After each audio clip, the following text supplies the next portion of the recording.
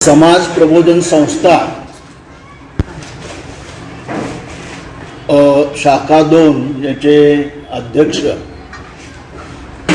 माझे मित्र मीरासाहेब मखदूम, आजच्या कार्यक्रमाचे अध्यक्ष जाधव सर, पलीकडे स्टेजवर उपस्थित असलेले यादव साहेब, आणि तुम्ही आवर्जून या कार्यक्रमासाठी उपस्थित असणारे आणि याच्यात आवर्जून भाग घेणारे सगळे शिक्षक बंधू आणि भगिनींनो, मी प्रथम भाषणाला सुरुवात करण्यापूर्वी एका गोष्टीचा आवर्जून उल्लेख करतो आणि ती नमूद करण्याची गोष्ट आहे, जवळ 78-79 पासून मीरासाहेबांचा माझा परिचय आहे आणि मी त्यांना खूप वर्ष ओळखतो. जिद्दीनं काही लोकांना हाताशी धरून, त्यामध्ये जी.बी. शिंदे असतील, इकडे बसलेले गव्हाणे सर असतील किंवा जाधव सर असतील, इतर लोकांना हाताशी धरून हा प्रबोधनाचा उपक्रम सातत्यानं चालू ठेवण्याची प्रक्रिया त्यांनी जी केलेली आहे ती फार कौतुकास्पद आहे. आणि सगळी मंडळी जी आहे ते चालवणारी, यांचं मी मनापासून अभिनंदन करतो, त्यांना धन्यवाद देतो. असं करणारच कोण नाही होता. कोल्हापुरात इतक्या संस्था आहेत, इतकी हायस्कूल आहेत, कॉलेजेस आहेत, मारून मुटकून सुद्धा मुलं मिळत नाही आहेत. माझा अनुभव आहे. एखादा कार्यक्रम एखाद्या संस्थेत घ्यायचा झाला तर उभं करत नाही. प्राध्यापकांना सांगितलं, प्राध्यापकांचा मूड नसतो अशा गोष्टी करण्याचा, प्राचार्यांचा नसतो, मुख्याध्यापकांचा नसतो. कारण मुख्याध्यापकांना सुद्धा कोल्हापूर शाळेतल्या मी खूप वेळ भेटलोय अनेक गोष्टी करण्यासाठी, आणि शिक्षकांचाही नसतो. सगळेच शिक्षक असे असतील असं नाही. मला दुःख होतं सांगायला, 86 पासून आमची शिक्षण प्रक्रिया बदलली आणि त्यामुळं आता एक बाजारी स्वरूप आलेलं आहे शिक्षणाचं. ते पूर्वी नव्हतं. प्रचंड प्रमाणात बाजारी स्वरूप आले. मुलं घडवणं म्हणजे काय, मी का शिक्षक झालो याची जाणीव मलाच नसेल तर मी काय मुलं घडवू. आणि या दृष्टीनं तुमचं काम, तुमच्या शाळेचं, तुमच्या संस्थापकांचं हे फार आदरणीय, कौतुकास्पद आहे. पण असं कुठल्याही संस्थेत घडत नाही. तर ही एक गोष्ट मी अत्यंत अभिमानपूर्वक तुमच्या पुढं नमूद करू इच्छितो. शाहू कॉलेज सोडलं तर सहजासहजी कुठलं प्रबोधनासाठी मुलं मिळत नाही. ती तिथं कर्मवीर भाऊराव पाटलांची परंपरा आहे. ND पाटील त्या संस्थेत होते म्हणून विवेक वाहिनीच्या आम्ही अनेक बैठका तिथं घेतल्या शाहू कॉलेजमध्ये. इतर ठिकाणी असं घडलं नाही. ठीक आहे, परत एकदा तुमचं सर्वांचं मनपूर्वक कौतुक करतो या गोष्टीबद्दल. आणि महात्मा फुलेंच्याबद्दल बोलण्यासाठी मला तुम्ही इथं बोलवलं याबद्दलही मी ऋण व्यक्त करतो आणि माझ्या विषयाच्या मांडणीला मी सुरुवात करतो. तुम्ही जे ते लिखाण करून हे करणार आहात, पुस्तिका करणार आहात, ते मला अगोदर माहीत असतं तर मी अगोदर नोट्स सगळ्या घेऊन आलो असतो. पण नंतर मला समजलं ते. पण असू दे, मी देईन तुम्हाला नोट्स. 19व्या शतकाचा म्हणजे प्रथम महात्मा फुल्यांना मी अभिवादन करतो त्यांच्या स्मृतीप्रित्यर्थ आणि माझ्या भाषणाला सुरुवात करतो. भारतात जे क्रांतिकारक प्रबोधनकार होऊन गेले त्यातले आद्य क्रांतिकारक हे महात्मा फुलेच होते. सगळ्या दृष्टीनं विचार केला, अगदी तळागाळातील लोकांच्या पासून उच्चभ्रू समाजापर्यंत स्वातंत्र्य, समता, बंधुता, न्याय ह्या गोष्टी जोपासणारे हे आणि त्यासाठी संपूर्ण आयुष्य खर्ची घालणारे, कुटुंबाची पर्वा न करता त्यासाठी अविरत कष्ट करणारे हे महात्मा ज्योतिबा फुले होते. हे आपल्याला आवर्जून सांगण्याची गरज आहे. त्यांचे आज विचारांची पारायण करण्याची गरज आहे. कारण महात्मा फुलेंनी त्या काळात आम्हाला शिकवलं, त्या काळात त्यांनी जे मांडलं ते आता आम्ही विसरलोय. आणि ही व्याख्यानमाला त्यासाठी परत परत घेण्याची गरज आहे, पुस्तिका रूपानं लोकांच्या पुढे मांडण्याची गरज आहे. पण त्या काळात काय होतं आणि आज आम्ही कशा अवस्थेत आहोत. खूप सुबत्ता आली, आर्थिक सुबत्ता आली, तरीही शैक्षणिक उदासीनता किती प्रचंड प्रमाणात आहे. 19व्या शतकातलं वातावरण पाहता ब्रिटिशांनी नुकताच इथं पाय रोवला होता. संपूर्ण भारतभर त्यांची सत्ता प्रस्थापित होऊ लागलेली होती. 1757च्या लढाईपासून, प्लासीच्या लढाईपासून हळूहळू त्यांनी प्रत्येक छोटी मोठी संस्थानं काबीज करायला सुरुवात केली होती. आणि पुण्यावरही तिने ती सत्ता मिळवणी सगळी त्यांच्या आवाक्यात आलती. आणि 1818ला पुण्यात बाळाजी पण नातूनं युनियन जॅक खाली ओढला आणि युनियन जॅक फडकवला आणि छत्रपती शिवाजी महाराजांचा जो भगवा होता शनिवारवाड्यावर तो खाली ओढला आणि युनियन जॅक फडकवला आणि पुण्यावर ब्रिटिशांची सत्ता आली. आता ब्रिटिशांच्या सत्तेनंतर बदल झाले आणि ही ब्रिटिशांच्या सत्तेचं महाराष्ट्रातील जनतेनं स्वागत केलं.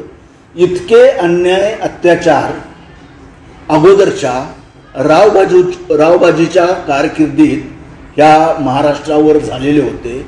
आणि कधी एकदा ह्या रावबाजीची सत्ता जाईल आणि दुसरा कोणतरी राजा येईल असं जनतेला वाटू लागलं. जनता इतकी त्रासलेली होती की आज त्यांच्या खदखदच होतं तो नसावा राजा आम्हाला, ह्याच्यामुळे आम्हाला खूप त्रास होतो. आजही थोडंफार तसंच व्हायला लागलं. वास्तव तेच आहे. माणसं उघड बोलत नाहीत, पण खदखद चालू आहे मनातल्या मनात. कारण समाजावर किती अन्याय, किती अत्याचार, किती खोट्या गोष्टी मारायच्या, किती खोटं समाजाच्या पुढं मांडायचं, ह्याला काय लिमिट राहिलं नाही. बारकाईनं वृत्तपत्र वाचणाऱ्या लोकांना या गोष्टी चांगल्या लक्षात येत असतात. पुण्यामध्ये सुद्धा ह्या अशाच घटना घडल्या. आणि शिक्षणाबद्दल मला थोडं बोलायचं आहे. मी त्यासाठी तो विषय घेतला. या देशामध्ये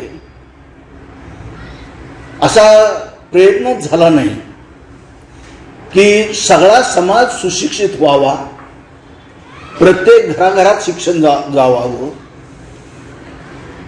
प्रत्येक कुटुंब सुशिक्षित व्हावं, प्रत्येकाला लिहिता वाचता यावं, असा प्रयत्न या देशाच्या शिक्षण व्यवस्थेत कधीही नव्हता. काही लोक ह्याला अगदी आम्हाला जुने पुरावे काढून दाखवतील. गार्गी आणि मैत्री ह्याच्या पलीकडं पुराण कथेत सुद्धा जाता येत नाही. या दोघींचीच नावं घेत आहेत. सामान्य समाजाचं काय, रामायण किंवा महाभारतकालीन संस्कृती पाहिली तर तिथं सुद्धा काय होतं, जातीभेद कसा होता, ह्याच्या अनेक उदाहरणं कथा साहित्याच्यात त्या. म्हणजे तुम्ही जर ते इतिहास मांडला किंवा न मानला तरी सुद्धा अशा प्रकारच्या कथा त्यामध्ये आपल्याला दिसून येतात. तर शिक्षण हे सगळ्यांच्यासाठी असावं, सगळ्यांच्यासाठी ते खुलं असावं अशी संकल्पना भारतात कधीही नव्हती. रावबाजीच्या काळात ही नव्हती. म्हणजे शिक्षणात प्रचंड विषमता होती. मग शिक्षण कुणाच्या हातात होतं? शास्त्री, पंडित, पुरोहित, ब्राह्मण जो एक वर्ग होता त्यांच्या हातात शिक्षणाच्या गुरुकिल्ल्या होत्या सगळ्या. तेच सगळं शिक्षण त्यांच्या बद्री होतं.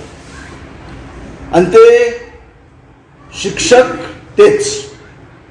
विद्यार्थी कोण होते? मग भले होते ते शिक्षक. इतर समाजातले विद्यार्थी होते का?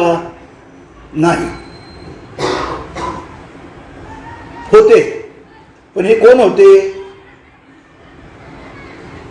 जे व्यापारी आहेत,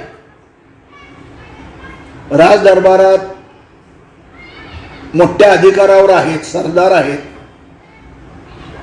गावचे वतनदार आहेत, देशमुख देशपांडे आहेत. ह्याच्या एखाद्या मुलाला छोटंसं थोडंसं शिकवणं, ते ही कारकुनी करण्यापुरतं एवढंच शिक्षण दिलं जातं. शिक्षण काय होतं? शिक्षणाचे विषय कुठले होते हे जरी आपण बारकाईनं पाहिलं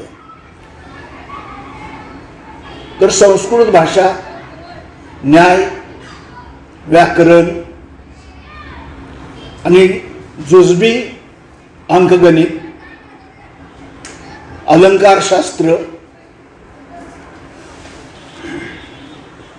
याच्यावरच जास्त भर दिला जात होता. मीमांसा,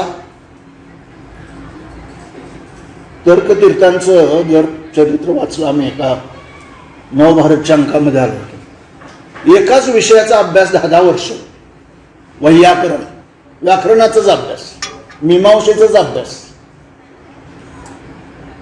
त्याशिवाय त्यांना महामहोपाध्याय किंवा तर्कतीर्थ अशा पदव्याच मिळत नाही. एकाच विषयाचा सखोल अभ्यास करायचा. नीतिशास्त्र असेल, न्यायशास्त्र असेल. सामान्य माणसाच्या जीवनाशी ह्या विषयांचा काय संबंध आहे? जे रोज शेतात राहतो, जे कष्ट करतो, त्या माणसांच्या जीवनाशी ह्या शिक्षणाचा काही संबंध आहे का? काही ओळख आहे का? नाही. तर असे हे शिक्षक एकाच समाजाची मक्ते झाली, समाजामध्ये होती. बहुसंख्य विद्यार्थी त्यांच्याच जातीचे आणि जुजबी इतर काही व्यापारी किंवा जहागीरदार, सरदार यांची मुलं. शाळा नेमक्या कुठं होत्या? शाळा शक्यतो शहरीकरण झालेलं.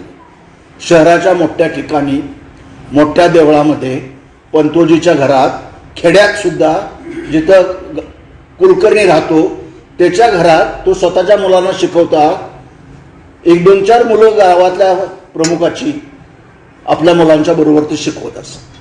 वेगळी शिक्षण पद्धती अशी होती का? नाही. आणि त्यामुळं ही प्रचंड विषमता म्हणजे शिकवण्यात होती, विद्यार्थ्यांच्यात होती, त्याचप्रमाणे विषयांच्या मध्ये होती. दुसरी गोष्ट विषमतेची मी आपल्या निदर्शनाला आणू इच्छितो. गावकुसा बाहेरच्या लोकांचं काय हो? त्यांच्यासाठी शिक्षण होतं. साळी, कुळी, मराठा, मार, मांग, चांभार, भोर ह्यांची अवस्था काय होती? त्यांना मुळात शिक्षण घेण्याचाच अधिकार नव्हता. मराठ्यांना सुद्धा शिक्षण घेण्याचाच अधिकार नव्हता. काही लोक मानतात तसं, पण फुल्यांनी ते मांडले. तुम्ही वाचला असणार बऱ्याच लोकांनी. फुल्यांनी शिवाजी महाराजांचा पोवाडा लिहिलाय, कुळवाडी भूषण. त्याच्यामध्ये ह्या बऱ्याच गोष्टी मांडलेल्या आहेत, आपल्या लक्षात येईल. तर ही इतर जातीच्या लोकांना शिक्षणापासून वंचित ठेवलेलं आहे, पूर्णपणे वंचित. म्हणजे त्यांना शिक्षण घेताच येत नव्हतं. त्यांच्या स्त्रियांचं काय, स्त्रियांचं तरी नावच घेऊ नका. मग त्या स्वजातीतल्या सुद्धा ब्राह्मण समाजातल्या स्त्रियांना सुद्धा शिक्षण घेता येत नव्हतं. कुठल्याही प्रकारचं लिहिणं वाचणं पाठांतर करणं ह्या गोष्टी दूरच राहिल्या. ह्या सगळ्या स्त्रिया शिक्षणापासून वंचित होत्या. म्हणजे एक समाजातला घटकच सगळा शिक्षणापासून वंचित, अशा प्रकारची रचना ह्या शिक्षण पद्धतीत आपल्याला तत्कालीन दिसून येते. स्त्रियांना शिक्षण नाही, त्यांच्यावर खूप अन्याय अत्याचार होत असत. ते अधिक सांगण्याची गरज नाही आहे. अगदी अलीकडच्या 64, 65, 66च्या काळात महालक्ष्मीच्या अंबाबाईच्या मंदिरातनं आम्ही जाताना अगदी 70पर्यंत पाहिले की आत्ता गरुड मंडप आहे, त्याला आता ते ग्रिल लावले, ते ग्रिल नव्हतं त्यावेळेला. आणि दुपारी 12 वाजता आम्ही त्यांना बोडक्या म्हणायचो. उलवण नेसलेल्या, तांबडी साडी घातलेली, लांब डार्क धडीची आणि असं बांधलेली, आणि अशा बायका डोक्याचे केस काढलेले म्हणून बांधलेलं सगळं, अशा बायका म्हाताऱ्या त्या गरुड मंडपात बसायच्या. मी माझ्या डोळ्यानं स्वतः पाहिले. कोल्हापुरातलं होतं, मग पुण्या मुंबईत काय असेल हे पहा. म्हणजे त्यांच्यावर इतके अन्याय अत्याचार व्हायचे की लग्न लहानपणीच व्हायचे. साथीचे रोग त्याच वेळेला होते. आणि साथीच्या रोगामध्ये बऱ्याच वेळेला लग्न हा विधी काय आहे हे माहीत सुद्धा नसतं मुलांना. त्यावेळेला लग्न उरकून घ्यायचे. आणि साथीचा रोग आला की काही वेळ मुली दगावायच्या, काही वेळ मुलं दगावायची. मग त्यावेळेपासून ती एखादी स्त्री विधवा झाली की आयुष्यभर तिला पुनर्लग्नाची परवानगी नाही. विधवानी विधवाच राहायचं, त्यांना परत लग्न करण्याची परवानगी नाही, शिक्षण घेण्याची नाही, त्यांचं केशवपण करायचं. मग घरातलेच दीर सासरे त्यांच्यावर अत्याचार करायचे, अनैतिक संतती निर्माण व्हायची, मग भ्रूणहत्या व्हायची. म्हणून त्या स्त्रियांना अंधार कोठडीत ठेवायचं.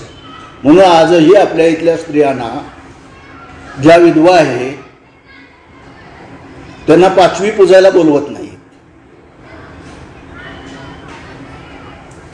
लग्न समारंभात हळदी कुंकवाला बोलवत नाही, बारशात नाव ठेवताना बोलवत नाही. ही परंपरा आहे आपली, आपण त्यांचंच अनुकरण करतोय. हे वास्तव सत्य आहे. आजही ही परंपरा जपली जाते समाजात. परंपरा सुद्धा कुठल्या जपायच्या आणि कुठल्या नाही जपायच्या. आता काही स्त्रिया त्याच्यावर बंड करतात, काही सासवाई बंड करून त्याच्या विरोधात उठतात. ते म्हणल्या माझे सून काय असू दे, जशी आहे तशी येऊ दे, ते पूजा करू दे, असं म्हणणाऱ्या काही स्त्रिया पण आहेत. पण ही परंपरा होती आणि अनेक कथा कादंबऱ्यामधून हे वास्तव चित्रण अनेक लोकांनी मांडलेलं आहे. स्त्रियांच्यावर शिक्षणाच्या बाबतीत फार मोठा अन्याय त्या काळात घडून आला होता. आणि मग 1813ला ब्रिटिशांनी याला वाचा फोडली. ब्रिटिशांना काय वाटायला लागलं की हळूहळू भारतातली सगळी सत्ता आपल्या हातात यायला लागलेली आहे, आपल्याला भरपूर महसूल मिळतो, या महसुलाचा काही हिस्सा आपण शिक्षणावर खर्च करावा,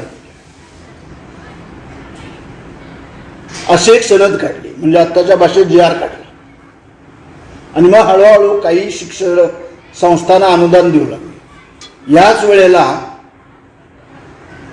काही ब्रिटिश मिशनरी आले होते, आयरिश होते, काही स्कॉटिश होते. त्यांनी ख्रिश्चन धर्म प्रसार करण्यासाठी म्हणून मराठी भाषा शिकली. खूप लवकर अगदी 2-3 महिन्यात चांगले अस्खलित मराठी शिकून मराठी भाषेतले दोष, मराठी धर्मातले दोष ते आपल्या मराठी बांधवांना दाखवू लागले. आणि मग आमचा धर्म ख्रिश्चनांचा कसा चांगला आहे आणि तुमच्या धर्मामध्ये हे एवढा विरोधाभास आहे, इतका अन्याय अत्याचार तुमच्यावर होतो, हे पाहून काही लोक ख्रिस्ती धर्माचा स्वीकारही केला. अलीकडच्या काळात अरुण टिकेकरनी एक 10-12 पुस्तकांचं सिरीज पब्लिश केले. जे ब्रिटिश अधिकारी इथं आले, कलेक्टर म्हणून आले, जज म्हणून आले, ॲडमिनिस्ट्रेटिव्ह ऑफिसर, त्याने आपला कार्यभार सांभाळून इथल्या समाज धारणेचा कसा अभ्यास केला, इथल्या वनस्पती शास्त्रांचा कसा अभ्यास केला, कुणी इथल्या कृषी अवजारांचा कसा अभ्यास केला, किंवा इथल्या विवाह पद्धतींचा कसा अभ्यास केला, इथे भटके कोण होते त्यांचाही अभ्यास केला आणि त्याच्यावर पुस्तकं लिहिली. हो, ती पुस्तकं आज इतिहासाची सोर्सबुक आहेत आपल्याकडे, साधनं आहेत, ते लिहिले त्यांनी.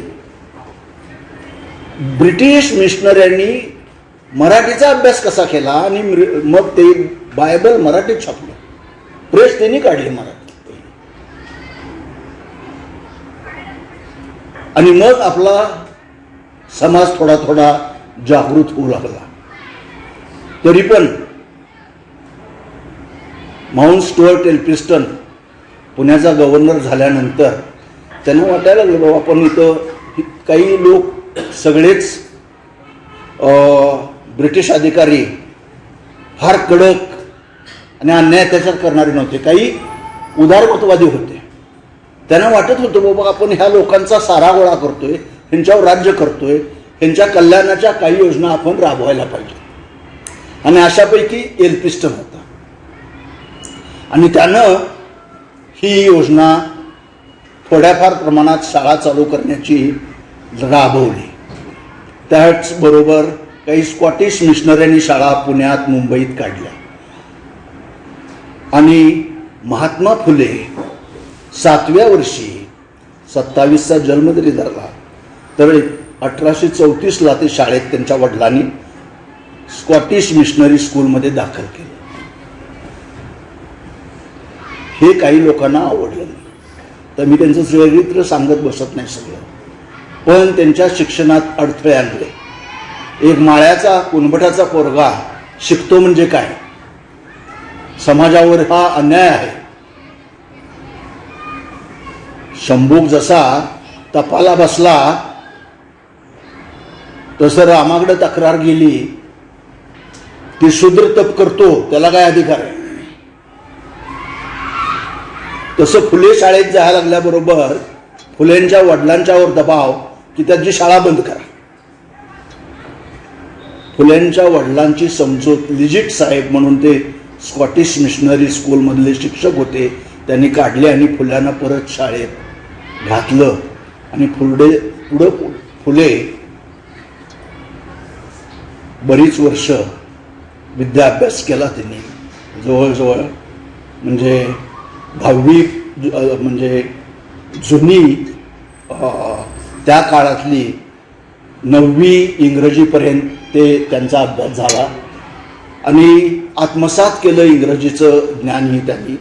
आणि मग त्यांनी पारखून पाहिलं, त्यांना ज्या अनुभव आले, त्यांचे बरेच मित्र हे ब्राह्मण होते, त्याच्यामधले 2 परांजपे आणि गोवंडे हे 2 मित्र फार त्यांचे जीवाभावाचे मित्र, त्यांच्यावर फुल्यांनी काव्यही केले.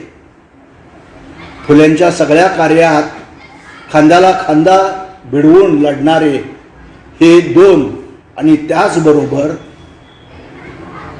फातिमा शेख आणि तिचा भाऊ उस्मान शेख. वडिलांनी ज्या वेळेला फुल्यांना घरातनं बाहेर काढलं, फुल्यांचं लग्न लहानपणीच झालं. ह्या स्त्रियांची अशी अवस्था पाहून फुल्यांनाच वाटायला लागलं की आपण महिलांच्यासाठी शाळा काढली पाहिजे, मुलींच्यासाठी शाळा काढली पाहिजे. आणि वयाच्या 21व्या वर्षी आमची मुलं आता 21व्या वर्षी काय करतात पहा, समाजात काय करतात ते.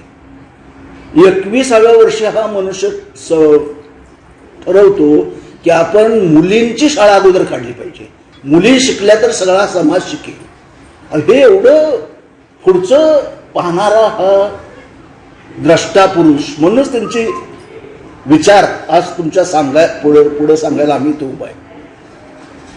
काळाच्या पुढे पाहणारी माणसं होती ती. आणि त्यांनी 1848ला वयाच्या 21व्या वर्षी शाळा काढली. आणि ही शाळा काढताना आपल्या पत्नीला पूर्ण विश्वासात घेतलं.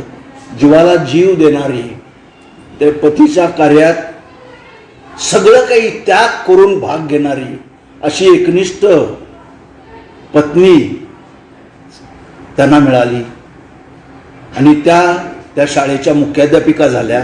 त्यांना घरी शिकवलं. त्याच्यामध्ये काय अडचणी आणल्या, कशा अडचणी आणल्या हे मी तुम्हाला सांगत नाही आहे. आज दगडूशेठ हलवाई गणपतीच्या पुढे जा, तो त्याच्या बरोबर पुढच्याच बाजूला तो भिडेवाडा आजही आहे. खूप लोकांनी त्याच्यावर प्रयत्न केला की भिडेवाड्याचं स्मारक करा. कुठल्याही सरकारनं काही केलं नाही. काँग्रेसचा असू दे, भाजपचा असू दे किंवा शिवसेनेचा असू दे, कुणीही त्याकडे काही पाहिलेलं नाही. ही भिडेवाडा ही भारतातली पहिली सगळ्या मुलींच्यासाठी, सगळ्या जाती धर्मासाठी काढलेली पहिली शाळा. मी ज्या वेळेला पहिलं मांडलं आमच्या शाळेत, Savitribai Phule was the first lady teacher, lady headmistress in India, who and her husband started this school for all caste and communities in India for the first time. त्यावेळेला आमच्यातल्या एक इंग्रजीच्या प्राध्यापिकाबाई उभा राहिल्याने मला जाब विचारला, sir how you are daring to say like this, have you got any evidence? Yes, show. मला म्हणलं तुम्हाला एवढं धाडसानं कसं विधान करताय? मी म्हणलो तुम्ही दाखवा मला, कोण आहे दाखवा म्हणलं भारतात. कुणी प्रयत्न केला? सगळ्या जाती धर्मासाठी, मुलींच्यासाठी, स्त्रियांच्यासाठी शाळा दुसरी कुणी काढली भारतात? ब्रिटिश मिशनरींनी काढली. ते बाहेरचे होते हो. हा पहिला भारतीय माणूस, पहिली भारतीय स्त्री की ज्यांनी सगळ्या जाती धर्मासाठी इथं शाळा काढली. 6 मुलींपैकी 4 तरी ब्राह्मण होते. त्यांच्यावर सुद्धा दबाव, पोत्यात घालून त्यांना बांधून डोक्यावरनं बाप शाळेत आणून त्या मुलींना सोडायचं.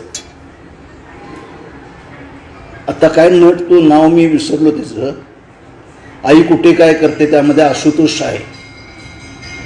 तो नट फुल्यांचं काम केलेलं, उत्कृष्ट काम केलं फुल्यांच्या सिरीजमध्ये. त्याला TRPच कमी पडली. अशा सिरीजना TRP कमी पडते. पुढे दाखवायला पाहिजे होती ती सिरीज. सनसनाटी वास्तव चित्रण, त्यावेळचं समाजाचं विदारक चित्रण काय होतं, मुलींना कसं छळलं जात होतं, स्त्रियांचा छळ कसा केला जात होतो, उच्चभ्रू म्हणणाऱ्या समाजामध्ये सुद्धा स्त्रियांचे स्थान काय होतं, हे फुल्यांच्या चरित्रातून आपल्याला दिसतं. अनेक उदाहरणातून आपल्याला दिसतं. तर स्त्रियांच्यावर प्रचंड प्रमाणात अन्याय ह्या शिक्षण पद्धतीनं केला होता. आणि म्हणून फुल्यांनी 1848ला पहिली शाळा काढली, विद्रोह केला, बंड केलं. भूतदयावादी नव्हते. अनेक फुल्यांच्या बरोबरचे समाज सुधारक होते बरं काय. बाळशास्त्री जांभेकर होते, रानडे होते, पण ते कृतिशील नव्हते. जे बोलले तसं वागणारे नव्हते. फुले वॉज अ रिबेलियन. हे साधे नव्हते. आपण जे काय बोलतो त्याप्रमाणे वागणारे, तसंच करणारे. जे बोलून दाखवतो त्याप्रमाणे घडवून आणणारे असे फुले होते. म्हणून ते फक्त फुलेच करू शकतात. म्हणून आजी फुले पचवणं फार अवघड आहे. फुल्यांना ज्या वेळेला त्यांचे वडील गोविंदराव खूप वर्ष मुलगाच होत नव्हता, मुलगी होत नव्हती, म्हणून त्यांनी फुलेंच्यासाठी दुसरी सोयरीक आणली. हे करूया, तुझं दुसरं लग्न करूया. करा म्हणले, घेऊन आ मुलगी. त्यांनी दुसरी मुलगी बघितली. बाप घेऊन आला, मुलगीचे पालक आले. त्यावेळेला फुलेंनी बापाला विचारलं, मला जशी सवत सावित्रीला आणली तशी सवता आणला का तिला सुद्धा दुसऱ्या कुठल्या तरी पुरुषाशी विवाह करण्याचा हक्क आहे. आम्हाला मूल होत नाही, त्याच्यात माझाच दोष आहे म्हणून मला दुसरी स्त्री लग्न करा म्हणताय. हे कशावरून सिद्ध केलं तुम्ही? तिला पण हक्क आहे दुसऱ्या पुरुषाशी लग्न करण्याचा. तिचंही दुसरं लग्न लावून द्या. हे म्हणण्याचं, बापाला ठणकावून सांगण्याचं धाडस आज किती तरुणांच्यात आहे. म्हणून फुले सांगणं कठीण आहे आणि पचवणं तर भयानक कठीण आहे. एवढं सोपं फुलांचं चरित्र नाही आहे. सगळी कृती, उक्ती आणि कृती याची सांगड घातल्या फुले.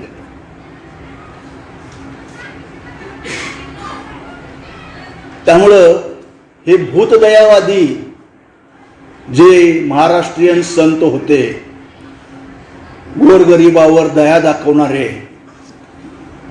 महार मांग चांबार ढोर यांच्यावर दया दाखवणारे, ते भूतदयावादी. They were not rebellion. त्याने असं बंड करून त्यांच्यासाठी काही केलं नाही. त्यांच्याबद्दल मला दया येते, ठीक आहे, एवढ्या ह्याच्या पलीकडे काही नाही. नाही, मला दयाच येत नाही आहे, मला त्यांच्यासाठी काहीतरी करायचं आहे, त्यांची ही अवस्था मी बदलून टाकेन, हे ध्येय फुल्यांचं होतं. आणि त्यासाठी त्याने आयुष्यभर कष्ट उपसले. 1848ला एक शाळा काढली, तर 1852ला त्यांनी आपल्या सहकाऱ्यांच्या बरोबर ह्या पुणे, हडपसर, जुन्नर ह्या भागामध्ये 18 शाळा काढल्या. 18 शाळा.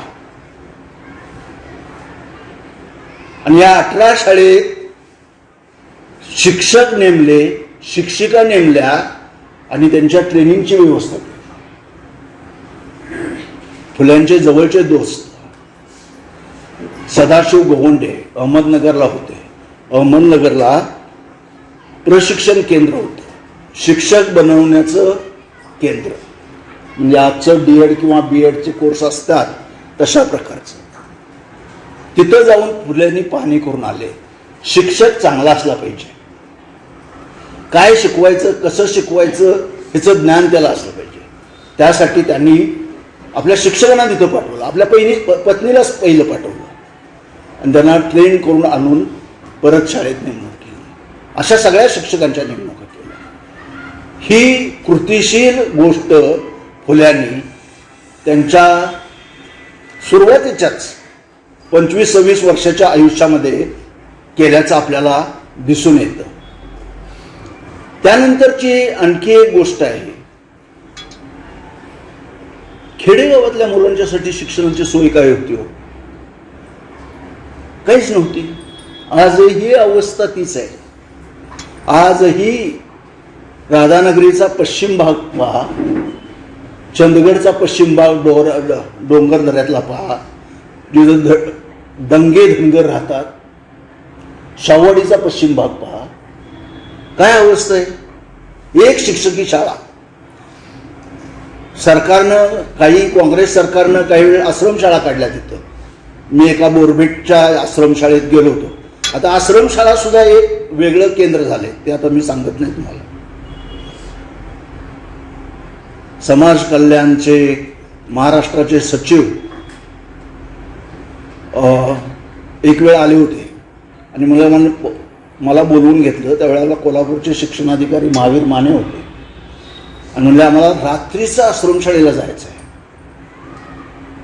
आणि तिथं चेकअप करायचं आहे की त्या मुलांना अन्न कसं देत आहेत, त्यांच्या अंगावर रग आहेत का नाही, झोपायला गाद्या आणि खाली लोखंडी कॉट आहेत का नाही.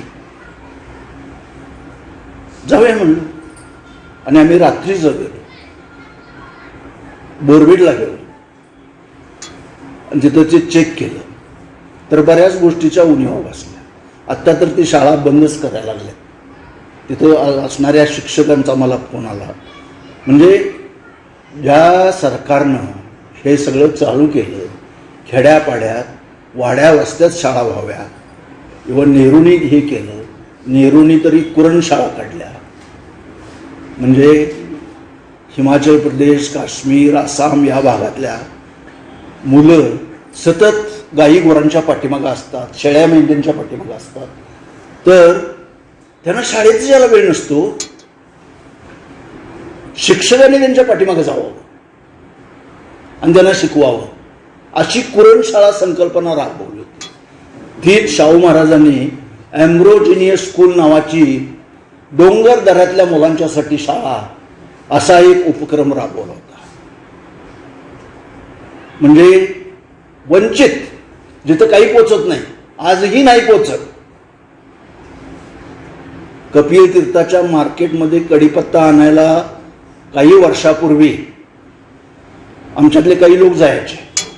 एकदा विचारलं कढीपत्ता कुठनं आणताय, त्यांनी सांगितलं तुम्हाला पुरवठा करणारा माणूस. मग मी आणि आमच्यातले एक प्राध्यापक गेलो. ते म्हणले आम्ही काही जंगलात जात नाही तो कढीपत्ता आणायला, तर आम्हाला कोणतरी आणून देते. तो आणून देण्याचं माणसाची आम्ही भेट घेतली. तो म्हणला मी तिथं जातो, रात्रीचं राहतो मलकापूरच्या पुढं आंब्याच्या तिथं, आणि जंगलात जातो. 2-3 बाया आणून देतात, ठेवतात तिथं, त्यांना आम्ही पैसे ठेवतो तिथं आणि त्या जातात. अहो अंग झाकण्या इतकं अंगावर वस्त्रसुद्धा नसते हो तुमच्या. उघड्यावर येऊन ते देतच नाहीत, हे घ्या म्हणून. एवढ्या अवस्था स्वतंत्र भारतात. त्या काळातल्या अवस्था काय असेल, हे त्या काळातलं दारिद्र्याचं चटके देणारं भयानक वास्तव फुल्यांच्या नजरेसमोर होतं. आणि ह्याच्यात एकच स्त्री साक्षरता. स्त्रिया साक्षर झाल्या तर संपूर्ण समाज सुधारेल आणि त्या सगळ्या जाती धर्माच्या साक्षर व्हायला पाहिजेत, हे फुल्यांनी प्रामुख्यानं मांडलं. आता फुले ह्याच्यासाठी अनेक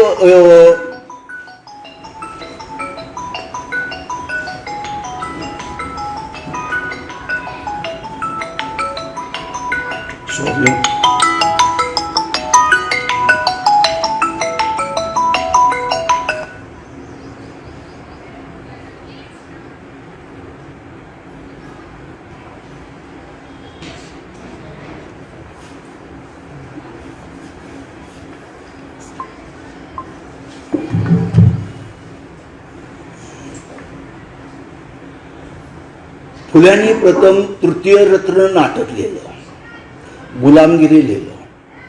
त्याच्यामध्ये असे अनेक उदाहरणं दिलेली आहेत. हे सगळं जे आहे फुल्यांचं वाङ्मय म्हणजे संवादरूपी आहे. आणि या संवादरूपी वाङ्मयामध्ये ह्या बऱ्याच गोष्टी आपल्याला दिसून येतात. आणि म्हणून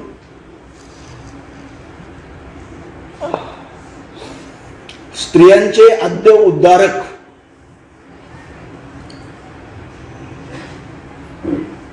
स्त्री शिक्षणाचे जनक भारतातील म्हणून फुल्यांचं नाव अभिमानानं घेऊन त्यांना भारतरत्न द्यायची गरज आहे. उदाहरण सांगतो, भारतरत्न दिलं अनेक लोकांना.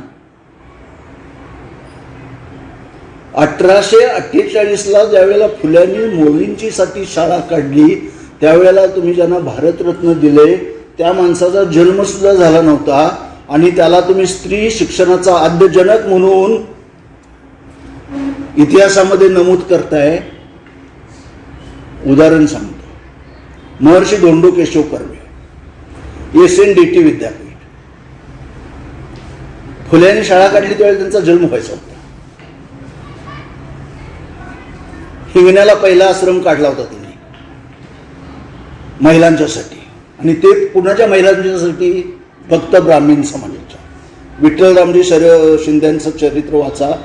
ते ज्या वेळेला जनाक्का आपल्या बहिणीला घेऊन ते विलायतीहून आलेले तौलनिक धर्माचा अभ्यास करून, आणि आपल्या महाराष्ट्रीय माणसानं आश्रम काढलाय, महिला आश्रम काढलाय, शिक्षणाची सोय आहे म्हणून आपल्या बहिणीला जनाक्काला घेऊन तिथं गेले. त्यावेळेला त्यांना प्रश्न विचारला, तुम्ही कुठल्या जातीतल्या आहात? ते म्हणले मी जमखंडीचा, मराठा जातीतले. नाही म्हणले, हे फक्त ब्राह्मण महिलांच्यासाठी आश्रम आहे. मग हे सगळे समाजाचे सुधारक का? समाजाचे सुधारक कुणाला म्हणायचं? फक्त एका जातीची सुधारणा करतो तो समाज सुधारक कसा होऊ शकतो? सगळ्या समाजाचे उद्धार करण्याची भावना त्याच्यात पाहिजे, सगळ्या समाजाचे जाण असणारा तो पाहिजे. मग तो राजा असू दे किंवा समाज सुधारक असू दे. हे होतं का त्यांच्याकडं? तरी ते इतिहास महाराष्ट्रातील समाज सुधारणेच्या इतिहासात त्यांचंच नाव पुढं. इतिहास लिहिणारे, वाचणारे, त्याच्यावर टीका करणारे सगळे तेच. आणि त्यामुळे हे सगळं अशा चुका घडून आल्याच्या आपल्याला दिसून येतात. परवाच तुम्ही सगळ्यांनी मिळून आपण शिवजयंती साजरी केली. शिवजयंती छत्रपती शिवाजी महाराजांनी खूप खूप लढाया मारून, म्हणजे बलाढ्य शत्रूशी झुंज देऊन स्वतःचं राज्य निर्माण केलं. 6 जून 1674 राजा घोषित केलं. 1680 वारले. त्यांचा पुत्र संभाजी, त्यांनीही मोठ्या प्रमाणात लढाया मारल्या आणि त्यांनीही 1889 त्यांचा हृदयद्रावक असा अंत झाला. 1700 राजाराम गेले. 1714 जे पेशवे आले तेच राजे झाले. मग बाळाजी विश्वनाथ भट 1714 ते 20, 1720 ते 40 पहिला बाजीराव मस्तानीवाला, त्यानंतर बाळाजी बाजीराव, नानासाहेब उर्फ पानिपतच्या लढाईत हार झाला ज्याला खावी लागली तो, त्यानंतर नारायणराव, माधवराव, नंतर सवाई माधवराव, आणि नंतरच्या काळात राघोबादादा आणि त्याचा पुत्र रावबाजी. सगळी सत्ता तुमच्याकडं. शिवाजी महाराजांच्या राज्याचं हे तुम्ही वारसदार म्हणून घोषित केलं. ज्यानं हे राज्य स्थापन केलं त्याच्याबद्दल काय केलं तुम्ही? उद्भवलं. हे एवढ्यासाठी सांगतो तुम्हाला, ज्यावेळेला महात्मा फुले शिवाजी महाराजांनी एवढं सगळं काय उभं केलं, त्यांची समाधी कुठे आहे शोध घेण्याचा प्रयत्न करू लागले आणि त्यासाठी ते रायगडावर गेले. 3 दिवस रायगडावर राहिले आणि 3 दिवस राहिल्यानंतर खूप शोध घेऊन त्यांना शिवाजी महाराजांची समाधी सापडली. समाधी सापडल्यानंतर ती खूप घाणेऱ्या काटेरी झाडं यांनी सगळी वेढलेली होती. त्यांनी कोयत्यानं आणि कुऱ्हाडीनं तो सगळा भाग स्वच्छ केला. समाधीचा परिसर सगळा स्वच्छ केला आणि आपल्या राजाची ही समाधी आहे, ज्याची राजधानी रायगड आहे, त्या राजाला अभिवादन करण्यासाठी म्हणून त्यांनी 3 दिवस तिथं मुक्काम करून जंगलातली पांढरी अशी फुलं गोळा करून आणली आणि महाराजांच्या समाधीवर घातली आणि त्यांना आदरांजली वाहिली, नमस्कार केला. तोपर्यंत ही घटना रायगडावरची तिथला ग्रामजोशी जो होता, जो गडाच्या खाली राहत होता, त्याला समजली. तो धावत वर आला आणि फुले तिथंच झाडाखाली बसलेले होते, समाधीवर फुलं वाहून. आणि त्यानं पाहिलं आणि त्याला फार राग आला. तो म्हणाला, ह्या कुणबटाला कुणी देव केला? कुणबट म्हणजे शिवाजी. ह्या कुणबटाला कुणी देव केला? ज्याची मुंज झाली नव्हती असा हा राजा झाला कुणबट, आणि त्याला कुणी फुलं वाहिली? फुले तिथं होते झाडाखाली बसलेले. फुल्यांनी सांगितलं मी वाहिली. त्या ग्रामजोशानं येऊन ती फुलं लाथेनं उडवून टाकली. लाथेनं उडवून टाकली आणि नंतर लक्षात आलं की ह्याच माणसाला शिवाजी महाराजांच्या समाधीवर रोज दिवा लावायसाठी म्हणून त्या रायगडाच्या पायथ्याशी जमीन दिली होती दान म्हणून. आणि हे असा करतो प्रवृत्ती. शिवाजी महाराजांनी अफजल खानाला ज्या वेळेला मारलं त्यावेळेला सुद्धा शत्रू असून सुद्धा त्याची समाधी कबर बांधली आणि तिथं रोज दिवा लावण्याची, शत्रूवर सुद्धा प्रेम करणारे महाराज होते.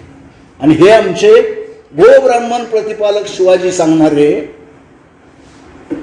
शिवाजी महाराजांच्या बद्दल अशी तुमच्या आदर भावना. फुल्याने त्यावर पोवाडा दिला.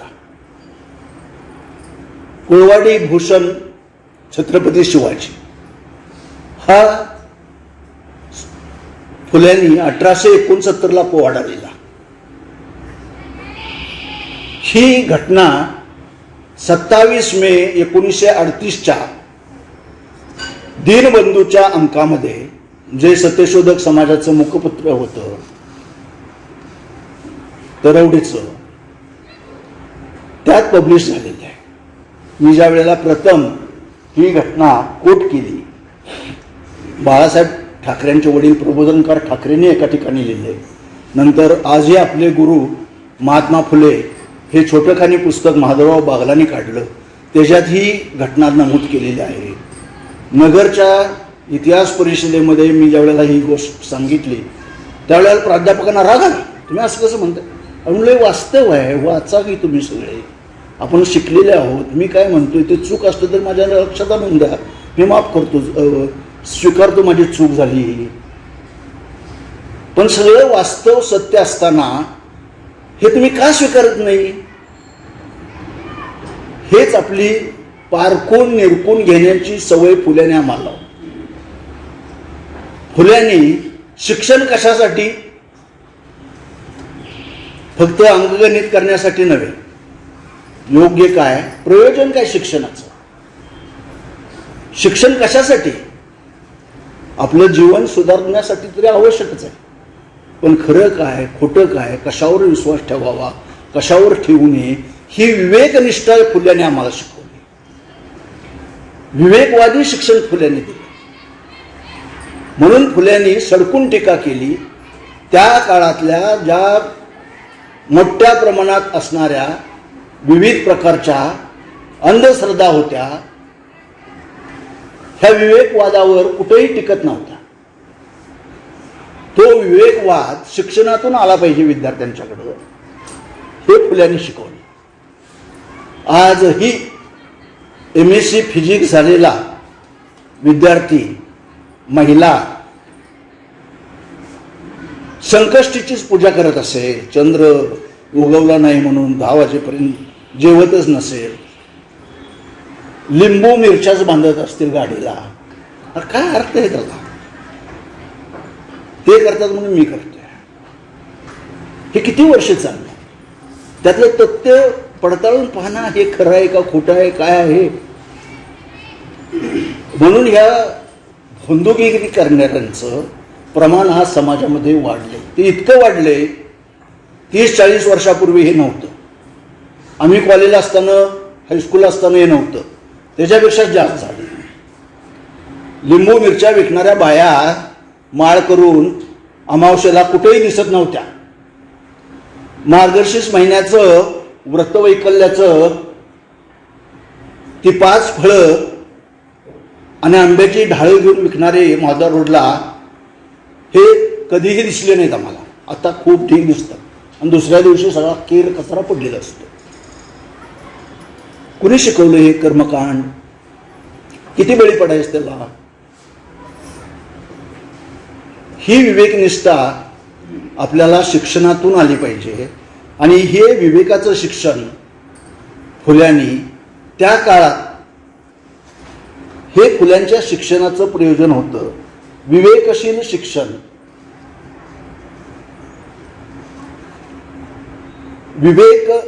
विवेकनिष्ठपणे जगण्याचं शिक्षण हे एक होतं. आणि दुसरा आणखी एक मुद्दा मी आपल्या निदर्शनाला आणू इच्छितो. धंदे शिक्षण, शेतकऱ्यांच्यासाठी शिक्षण. शेतकरी अडाणी असू नये, कुणीही त्याला फसवू नये. कारण सेठ, सावकार, जमीनदार हे शेतकऱ्यांना फसवतात, लुबाडतात. अगदी अलीकडच्या काळात तुमच्या सुद्धा घरात असतील, आमच्या वडिलांनी आमच्या आजोबांची पणजोबांची एवढी शेती होती आणि त्यांनी कर्ज काढलं आणि त्या कर्जात सगळी गेली. कशी काय गेली? आम्ही 100 एकराचे मालक होतो, 50 एकराचे मालक होतो आणि ती सगळी शेती गेली. 500 रुपये दिले असले तर 50,000 रुपये दिले असं कागद करून घ्यायचा आणि ती वसुली लावायची. त्यासाठी शिक्षण. तो कागद काय आहे हे समजून सही करायला पाहिजे. त्यासाठी शिक्षण. म्हणजे जीवनात शिक्षणाचा सतत उपयोग व्हायला पाहिजे. हेही फुल्यांची त्याच्या पाठीमागची प्रेरणा होती. ज्या फुल्यांना हे ब्राह्मण्याचा द्वेष करणारे म्हणतात, त्यांचे बहुतेक बरेच मित्र हे ब्राह्मणच होते. टिळक आणि आगरकर तुरुंगातून बाहेर पडल्यानंतर पहिला सत्कार फुल्यांनी केला टिळक आणि आगरकरांचा. ब्राह्मण विद्वांच्यासाठी म्हणजे सुतिकागृह काढले.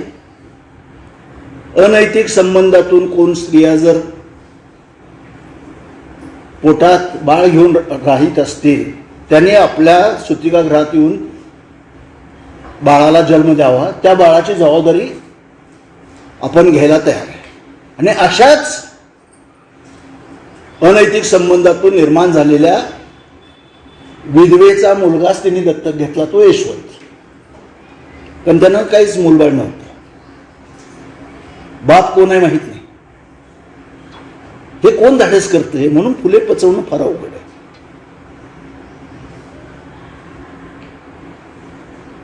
भ्रूणहत्या मोठ्या प्रमाणात व्हायची अशा संबंधातून निर्माण झाल्यामुळे त्यांच्यासाठी आश्रम काढले, महिलांच्यासाठी आश्रम काढले, बोर्डिंग हाऊस काढली. दुष्काळ पडला, त्या दुष्काळात अन्नछत्र काढलं. फुल्यांनी हे त्या काळात जे केलं, त्यांच्या समकालीनांनी किती लोकांनी केलं. आणि हे फुले एवढं काम करून समाजापासून वंचित राहिले. विठ्ठलरामजी शिंदेना सुद्धा वंचित ठेवलं. यांचा सगळा इतिहास समाजापुढं आणूच दिलेला नाही. म्हणून फुल्यांच्याबद्दल बोलणं, त्यांच्या शिक्षणाबद्दल बोलणं, त्यांच्या विचारांचे पारायण करणं आज गरजेचं आहे.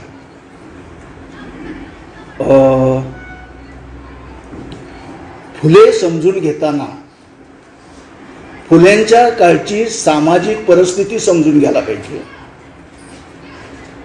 आणि किती धीरोदत्तपणानं फुल्यांनी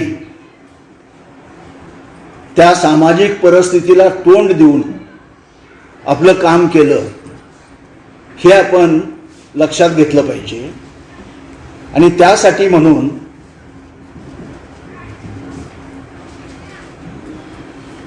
महात्मा फुल्यांचं चरित्र शालेय स्तरावर मुलांच्या पुढे जाणं हेही गरजेचं आहे. अगदी आम्ही फुले मुलांना शिकवतो म्हणजे काय करतो नेमकं हे महत्वाचं आहे. फुल्यांचे विचार हे रुजले पाहिजेत आणि शिक्षण घेणं मुलांना असं अगदी 99% मार्क मिळालं म्हणजे फार उच्च हुशार झाला त्याच्यापेक्षा जास्त महत्वाचं तो समाजात वावरायला कितपत चांगला झाला. जीवनात अनेक चढउतार येतात, संकटे येतात. ह्या सगळ्या संकटाला तोंड देऊन पुढे जाण्याचं खंबीर मन त्या विद्यार्थ्याचं घडवलं पाहिजे. आणि त्यासाठी वयाच्या 21व्या वर्षी मुलींच्यासाठी शाळा काढणारे फुले आणि इतक्या हलापेष्टा सोसून काढणारे फुले हे विद्यार्थ्यांच्या पुढे मांडले पाहिजे. किती व्यापक विचार केला असेल समाजाचा. स्त्रियांनाच कावं शाळा काढली. मुक्ता साळवीनं 5वीच्या वर्गातल्या मुलीनं मांग मुलीनं जो निबंध लिहिलाय फुल्यांच्या शाळेतल्या त्या निबंधात ती मुलगी लिहिते वेद वाचण्याचा आम्हाला अधिकार नाही.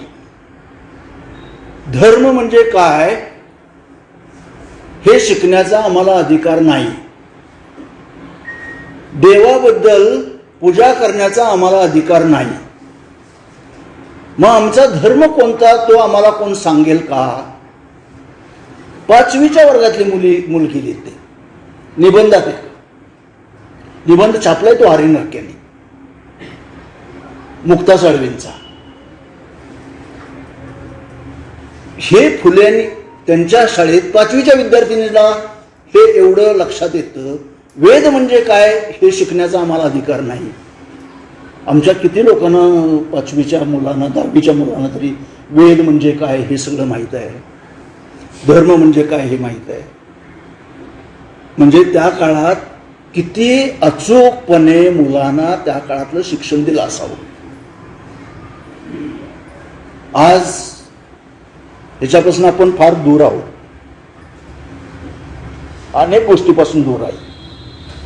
तर ह्या सगळ्या गोष्टी आपण लक्षात घेतल्या पाहिजे. म्हणून फुल्यांनी विविध अंगानं आणि अनेक संकटांना तोंड देऊन ह्या सगळ्यावर मात करून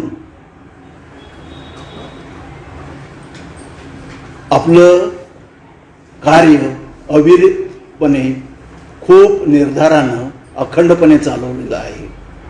म्हणून फुल्यांच्या कार्याचं सतत पारायण करणं त्यांचे विचार परत परत विद्यार्थ्यांच्या पुढे मांडणं हे आजही गरजेचं आहे. फुल्यांना समजलेले छत्रपती शिवाजी महाराज आणि त्यांच्या जीवावर पुढं राज्य भोगणारे आजचे सगळे राज्यकर्ते कितपत फुल्यांना समजला तो शिवाजी असणे समजला हेही पाहणं गरजेचं आहे. म्हणून फुल्यांनी जो पोवाडा लिहिला पहिलं फुल्यांच्यावर लिहिणारा माणूस तो पहिला बखर लिहिल्या बकरी अनेक त्याच्यात घुसडून सगळ्या 1882ला ते राजगुरू दादोजी कोंडदेव सगळं खोटी कादंबरी लिहिली बापटांना. आणि त्यावेळेपासून दादोजी कोंडदेवला शिवाजीचा गुरुच केला. पहिली कादंबरी ती पब्लिश झाली 1882ला. आणि त्या कादंबरीवरूनच मग अनेक कथा कादंबऱ्या हे लिहिलं गेलं. आणि एक खोटं नाटक चित्र शिवाजी म्हणजे मुसलमानांचा द्वेष करणारा एवढंच चित्र समाजापुढे आज मांडलं जातं. तसं नाही आहे. हे नाही आहे. सर्व समाजाचा उद्धार करणारा सगळ्या जाती धर्मांचा उद्धार करणारा, सगळ्या धर्मांना सामावून घेणारा असा छत्रपती शिवाजी राजा होता हे फुल्यांना चांगलं कळलं होतं. म्हणून त्यांनी ते पोवाड्यात मांडलं. हे आज परत सांगण्याची गरज आहे. म्हणून फुल्यांच्या विचारांचा जागर करणं, फुल्यांचे चरित्र परत परत मांडणं हे आवश्यक आहे. मला आज इथं तुम्ही बोलावलं, मगदूम साहेबांनी इथं संधी दिली तुमच्या पुढं काही विचार व्यक्त करण्याची, त्याबद्दल मी त्यांचा ऋणी आहे. तुम्ही सर्वांनी माझं ऐकून घेतलं याबद्दल मी तुमच्याबद्दल सुद्धा ऋण व्यक्त करून मी इथं थांबतो. धन्यवाद.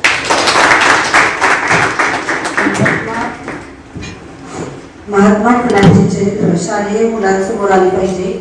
विवेक